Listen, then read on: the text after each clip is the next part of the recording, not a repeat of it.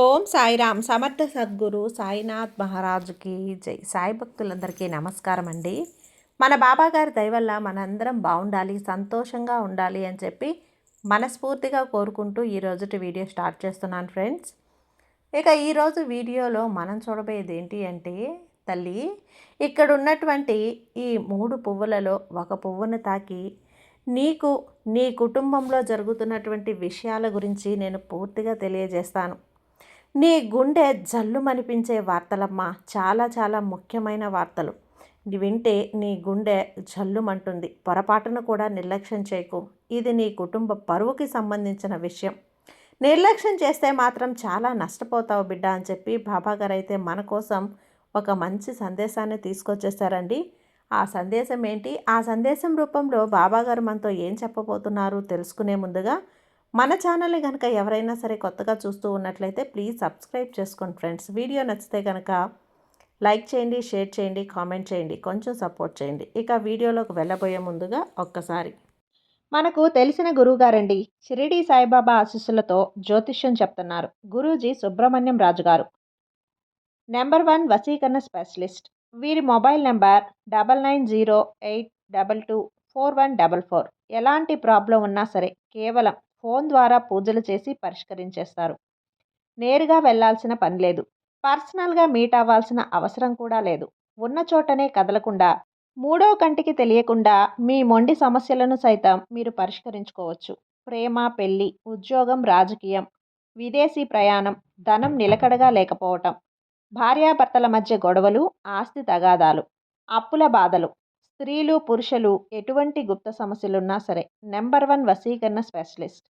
మీ మీద, మీ ఇంటి మీద చెడు ప్రయోగం జరిగినా, చేసి ఉన్నా కూడా నరదృష్టి, నరగోష్ట, సంతాన సమస్యలు, భార్యాభర్తల మధ్య, లవర్స్ మధ్య అనుమానాలున్నా, అపార్థాలున్నా, థర్డ్ పర్సన్ ఉన్నా సరే, అత్తాకోడళ్ళ మధ్య సఖ్యత లేకపోయినా ప్రతి ఒక్క ప్రాబ్లంకి చక్కటి సొల్యూషన్ ఇస్తున్నారండి. మీ వివరాలన్నీ కూడా సేఫ్ అండ్ సెక్యూర్గా ఉంచుతారు. మీకే కాదు, దేశ విదేశాల్లో ఉన్నవారు ఎలాంటి ప్రాబ్లమ్స్నైనా సరే పరిష్కరించుకుంటున్నారు. ఎంతోమంది విదేశాల్లో ఉన్నటువంటి వారు, దిక్కుతోచని పరిస్థితుల్లో అయోమయ స్థితిలో ఉన్నవారు ఇప్పుడు గురువుగారికి కాల్ చేసి వాళ్ళ ప్రాబ్లమ్స్ని సాల్వ్ చేసుకొని ఈరోజు హ్యాపీగా లైఫ్ లీడ్ చేస్తూ చాలా సంతోషంగా ఉన్నారు. కాబట్టే స్క్రీన్ మీద ఉన్నటువంటి నెంబర్కి ఒకసారి కాల్ చేయండి. మీ ప్రాబ్లంని గురువుగారితో పంచుకోండి. ఖచ్చితంగా గురువుగారు మీ ప్రాబ్లంకి సొల్యూషన్ చూపిస్తారు. ఇక వీడియోలోకి వచ్చేస్తే, బిడ్డ ఇది నీ కోసమే, నీ మంచి కోసమే. ఖచ్చితంగా నువ్వు నమ్మి తీరాలమ్మా. నీ నమ్మకాన్ని నేను ఈరోజు కూడా ఏ రోజు ఒమ్ము చేయదలుచుకోలేదు. నేనేం చెప్పినా కూడా అది నీ మంచి కోసమే, నీ భవిష్యత్తు కోసమే. ఇప్పుడు నేను చెప్పే ఈ ఒక్క మాట కూడా నీ గుండె జల్లుమనిపిస్తుంది. ఎన్నో నువ్వు మనోధైర్యంతో నువ్వు వినే ప్రయత్నం చేయమ్మా. ఈరోజు నువ్వు ఏదైతే ఇది వినాలి అనుకుంటున్నావో ఖచ్చితంగా ఇక్కడ ఉన్నటువంటి ఒక పువ్వును తాకి నీ కుటుంబంలోని విషయాలైతే ఏం జరగబోతుంది అనే విషయాన్ని ఖచ్చితంగా నువ్వు తెలుసుకో.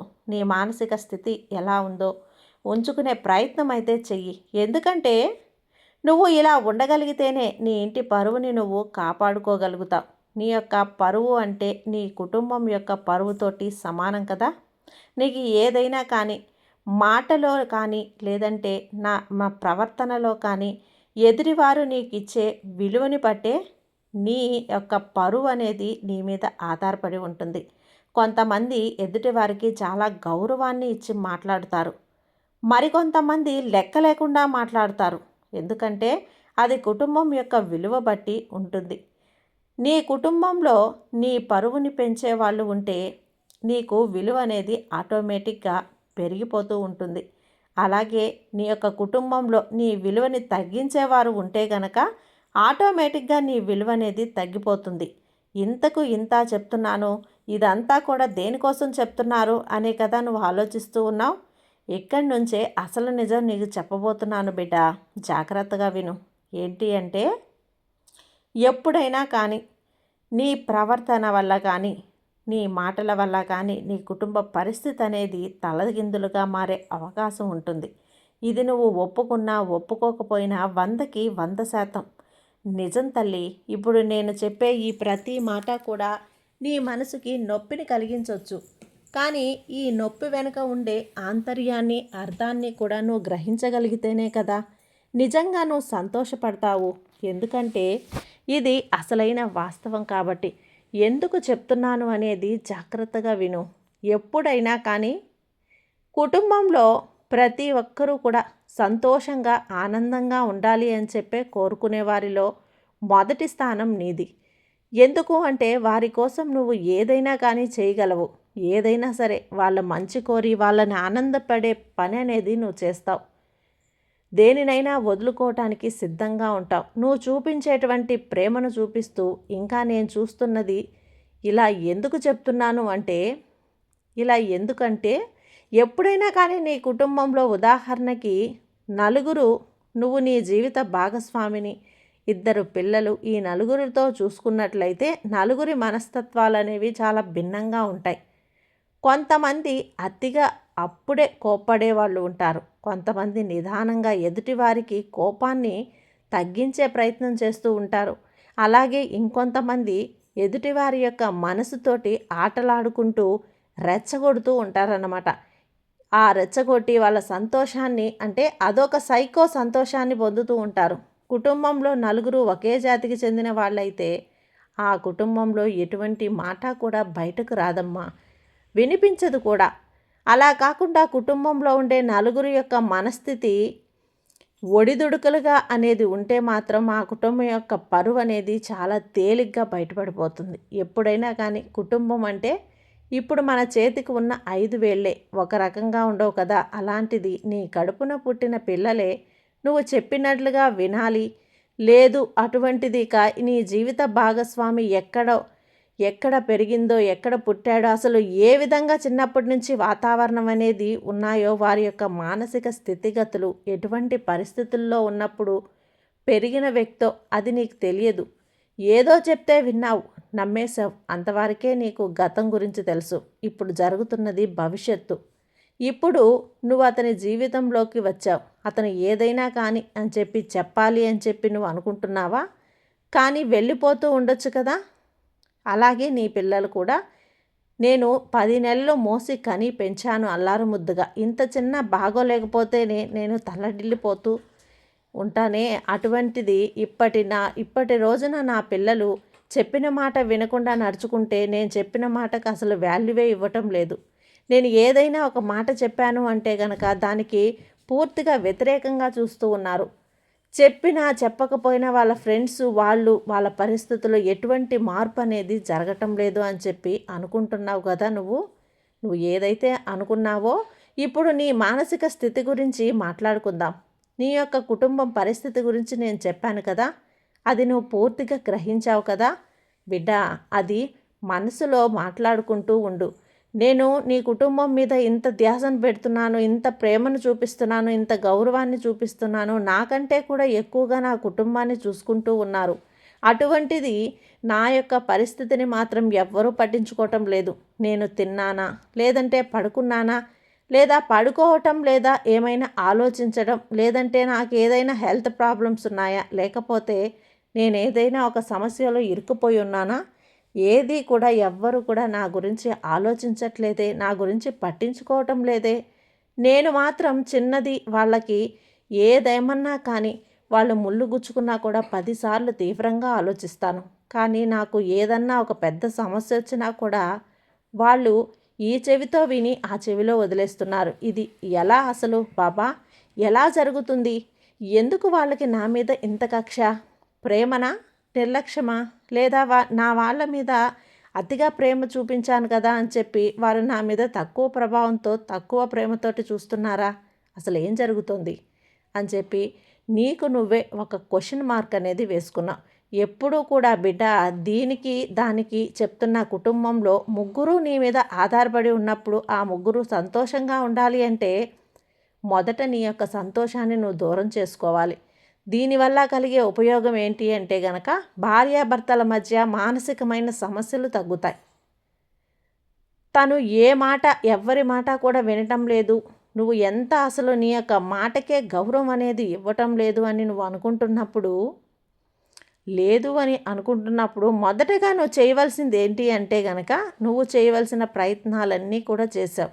నువ్వు ఏదైతే వద్దు అనుకుంటావో, ఏదైతే ఆపేయాలి అని అనుకుంటావో, ఎక్కడితో అయితే స్నేహాలు బంద్ చెయ్యాలి అనుకుంటావో ఏది కూడా నీ అరుపుల వల్ల, కేకల వల్ల ఒక్క 1% కూడా మార్పు అనేది రాలేదు. అటువంటి నువ్వు ఎంత చెప్పినా కూడా అవతలి వారు మారరు అని చెప్పి తెలుసుకున్నప్పుడు ఆటోమేటిక్గా అక్కడ నువ్వు మొదటగా చేయవలసింది ఏంటి అంటే, నువ్వు మారాలి.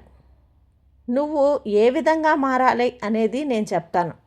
అతను మారడం వల్ల నీకు సంతోషం వస్తుంది, నేను కాదనటం లేదు. కానీ అది జరిగినప్పుడు అప్పుడు అతని వల్ల నువ్వు ఎందుకు బాధపడుతున్నావు? ఇక నీ యొక్క మానసిక స్థితిని మార్చుకోవాలి. ఇదే మొదటి ప్రశ్న. ఎందుకంటే కొన్ని సంవత్సరాలు ప్రయత్నించావు కదా, ఈ యొక్క ప్రయత్నంలో విఫలమే తప్ప సఫలం అనేది ఏ రోజు కూడా జరగలేదు. కాబట్టి ఇక రెండవది చెప్తాను, జాగ్రత్తగా విను. నీ పిల్లల విజయానికి వస్తే, పిల్లలు చెప్పిన మాట విన్నారా? బాబా, నేను వాళ్ళని కంట్రోల్లో పెట్టాలి అనుకోవటమే తప్ప మంచికి చెడుకు నేను తేడా వివరించి చెప్పే ప్రయత్నం చేస్తే, ఒకచోట కూర్చున్న వాళ్ళు కూడా వెళ్ళి మరొక చోట కూర్చుంటున్నారు. నా మాటలు అంతగా విసిగిపోయాయా? నేను అంత పరాయివాడిని అయిపోయానా? ఏదైనా చెప్తుంటే చెప్పాలనుకుంటున్నారో, లేక ముందుగానే చెప్పేస్తే బాగున్ను అని చెప్పి ఆ మాటలకి అన్నీ కూడా తెలిసినట్లుగా మాట్లాడుతున్నారు. ఇది మంచిది కాదమ్మా. ఈ వయసులో ఇటువంటివి జరుగుతూ ఉంటాయి. వాటిని నువ్వు కంట్రోల్ చేసుకొని నువ్వు స్నేహం దగ్గర ఎంతవరకు ఉండాలి, పరాయి వాళ్ళ ఎలా నడుచుకోవాలి, నీ యొక్క బిహేవియర్ ఏ విధంగా ఉండాలి, చదువు యొక్క విలువ ఏంటి, తల్లిదండ్రులను ఎలా గౌరవించాలి, ఇవన్నీ కూడా చేస్తుంటే నువ్వేం చెప్పాల్సిన అవసరం లేదని చెప్పి కొంచెం ఎక్కువ మాట్లాడితే అసలు అక్కడి నుంచి లేచి వెళ్ళిపో.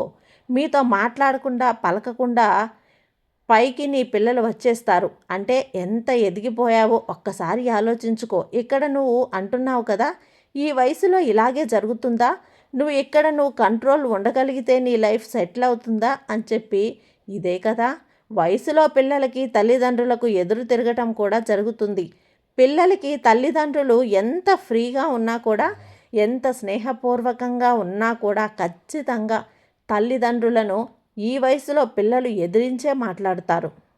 కొన్ని దాస్తారు, కొన్ని రహస్యాలు వారికి పంచుతారు. అవి మీతో చెప్పడానికి ఇష్టపడరు. చెప్తే ఏమన్నా అంటారు అన్న భయం కన్నా కూడా చెప్పడం వల్ల ఈ క్లాసులు పీకుతారు, ఎక్కువైపోతాయి అన్న భయంతో తప్పకుండా అన్ని విషయాలని, ఇక్కడ పరిస్థితి ఏదైనా సరే, పిల్లలకి నష్టం జరిగితే నువ్వే బాధపడాలి, ఆ పిల్లలకి కష్టం వస్తే నువ్వే బాధపడాలి. మరి ఇక్కడ పరిష్కారం ఏంటి అన్న విషయానికి వస్తే, నువ్వు చెప్పాల్సిన పద్ధతి డైరెక్ట్ ఫేస్ టు ఫేస్ కాదు, ఇండైరెక్ట్గా ఫేస్ టు ఫేస్. అంటే నువ్వు ఏదన్నా నీ మెంటాలిటీలో ఏ విధమైన చెడు మార్పులు జరగకుండా ఉంటేనే నువ్వు 25 దాటిన తర్వాత అయినా నీ మీద ప్రేమ అనేది తెలుస్తుంది. లేకపోతే వాళ్ళకి 40 రావాలి నీ మీద ప్రేమ దొరకాలి అంటే. కాబట్టి ఇక్కడ నీ భవిష్యత్తు ఏమవుతుందో, ఎలా జరుగుతుందో ఇదంతా కూడా ఎవ్వరూ చెప్పలేనటువంటి విషయం. కానీ ఇక్కడ నా భక్తురాలిగా నిన్ను నేను నియమించుకున్నాను కాబట్టి, నీ సంతోషం నాకు ముఖ్యం కాబట్టి, నీ బిడ్డల భవిష్యత్తుకు నాది గ్యారెంటీ తల్లి. నువ్వు ఖచ్చితంగా ఇప్పుడు తెలుసుకోవాల్సిందే. నువ్వు తెలుసుకున్న తర్వాత ఇదంతా విని నీ మనసులో పెట్టుకోవాలి. నీ బాబా ఏది చెప్పినా కూడా నీ మంచి కోసమే కదా చెప్తున్నాను. నీ మంచి కోసం, నీ భవిష్యత్తు కోసం, నీ బిడ్డల కోసం, నీ ఇంటి, నీ కుటుంబం కోసం మాత్రమే చెప్తున్నాను. బాబా మీద ధైర్యంతో ఉండి నమ్మకంతో విను, నీకంతా మంచే జరుగుతుంది. నీ సాయి నీకు తోడుండగా నీకు భయం ఎందుకు చెప్పు. సర్వేజన సుఖినో భవంతు. జై సాయిరామ్.